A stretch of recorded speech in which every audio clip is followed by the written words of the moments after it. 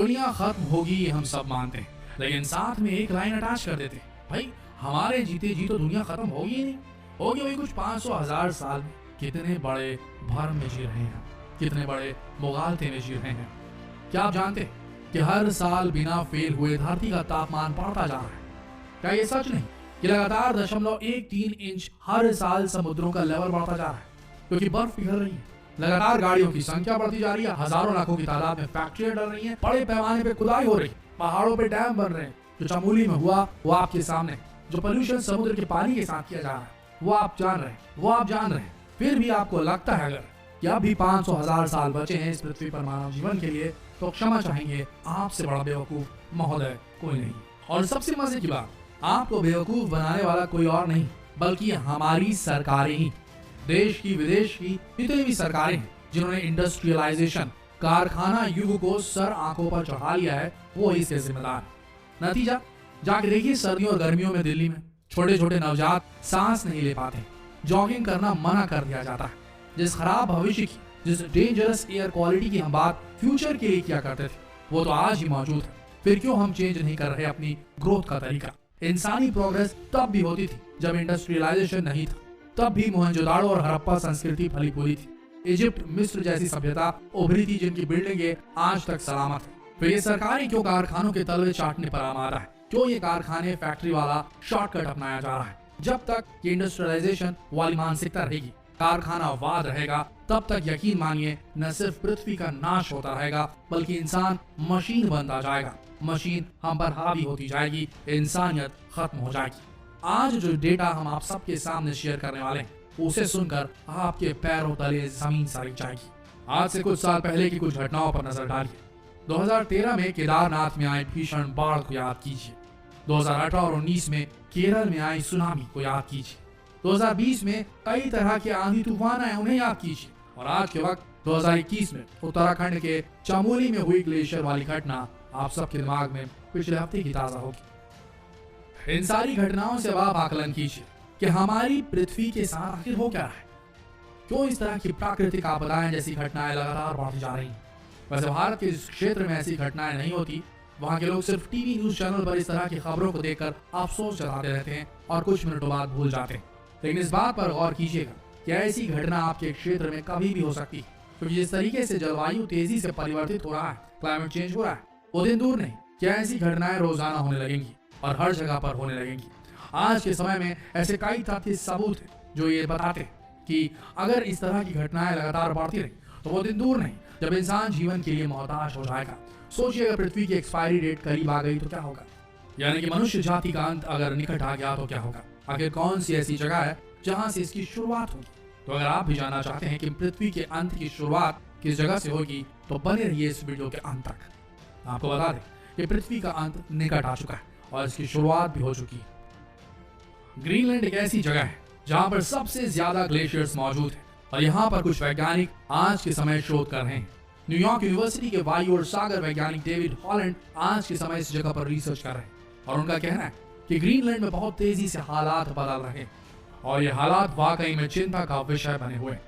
उनका कहना है कि इस जगह पर रिसर्च करते हुए उन्हें ये पता चला कि दुनिया भर में ग्लेशियर लगातार तेजी से पिघल रहे हैं और इसकी वजह से समुद्र का जल स्तर बहुत ही तेजी से बढ़ता जा रहा है और उनके हिसाब से दुनिया का अंत अब निकट आ चुका है। ग्रीनलैंड में हर साल गर्मी के वक्त ग्लेशियर पिघलते हैं और उतनी ही तेजी से ठंड के वक्त यहाँ पर बर्फ जम जाती है, लेकिन इस साल जिस तेजी से यहाँ पर बर्फ पिघली उतनी तेजी से आज तक कभी नहीं पिघली।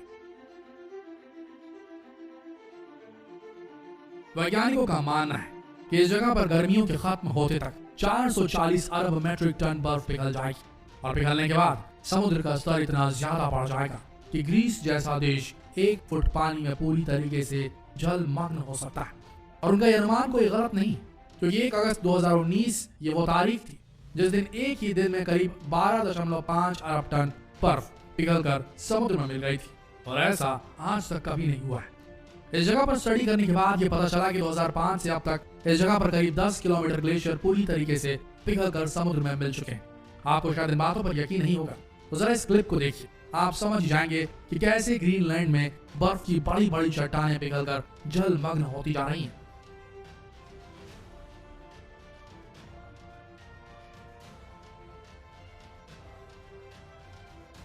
इन बर्फ की पिघलती हुई चट्टानों से आप समझ सकते हैं कि कैसे ये पिघलकर समुद्र में मिल रही, जिसकी वजह से सुनामी जैसी लहरें पैदा हो रही। ऐसा नहीं कि ग्लेशियर पिघलने की घटना सिर्फ ग्रीनलैंड में हो रही है, बल्कि इस तरह की घटना पूरी दुनिया में हो रही, जिसकी वजह से पूरी दुनिया में अनेकों प्रकार की प्राकृतिक घटनाओं ने जन्म ले लिया। अब आप स्क्रीन में 1913 की ये तस्वीर देखिए। ये तस्वीर अमेरिका के मोंटाना की है। देखिए 1913 में ये जगह किस तरीके से दिखाई देती थी और 2012 में अब ये किस तरह से दिखाई देती है। अब तक आपने जो घटनाएं देखी उनमें समय का काफी ज्यादा लंबा गैप था, लेकिन अब आपको बता दें कि ऐसी घटनाएं बहुत तेज हो चुकी हैं। अब आपको जो तस्वीर दिखाने वाले उनमें सिर्फ 2 साल का गैप है। ये तस्वीर है 2013 की और सिर्फ 2 साल के भीतर जलवायु में इतनी तेजी से परिवर्तन आया कि 2015 में ये जगह पूरी तरीके से बदल गई। देखिए सर, आप इस बात से समझ सकते हैं कि कितनी तेजी से हमारी पृथ्वी का क्लाइमेट कंडीशन चेंज हो रहा है। ये समझ लीजिए कि जिस तेजी से क्लाइमेट कंडीशन चेंज हो रहे हैं वो पूरी तरह से इशारा करते हैं कि हमारी पृथ्वी अब अंत के कगार पर खड़ी हो चुकी है। आपको बता दें, अंत पृथ्वी का नहीं मानव जाति का होगा। पृथ्वी तो जहाँ थी वही रहेगी, नहीं रहेगी तो ये मानव जाति।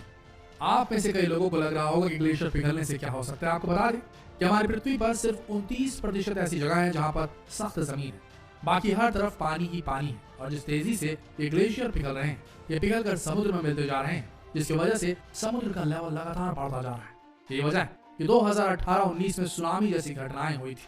ग्लेशियर पिघलने की वजह से उत्तराखंड के चमोली में एक बेहद बड़ी घटना ने अंजाम दिया। और इसके अलावा 2013 की केदारनाथ घटना को आप कैसे भूल सकते हैं। सोचने वाली बात यह है कि आखिर ये ग्लेशियर इतनी तेजी से क्यों पिघल रहे हैं। इसके साथ साथ आपने ये भी गौर किया होगा कि हर साल गर्मी के वक्त तापमान तेजी से बढ़ता जा रहा है। आपको बता दें कि ये सारी घटनाएं हम इंसानों की देन है, जिसकी वजह से ग्लोबल वार्मिंग बढ़ती जा रही है। लगातार हम इंसान अपने स्वार्थ के लिए प्रकृति पर ऐसा कहर बरसाते आ रहे हैं, जिसकी वजह से प्रकृति हमसे बदला लेने पर आमादा हो चुकी है, उतारू हो चुकी है।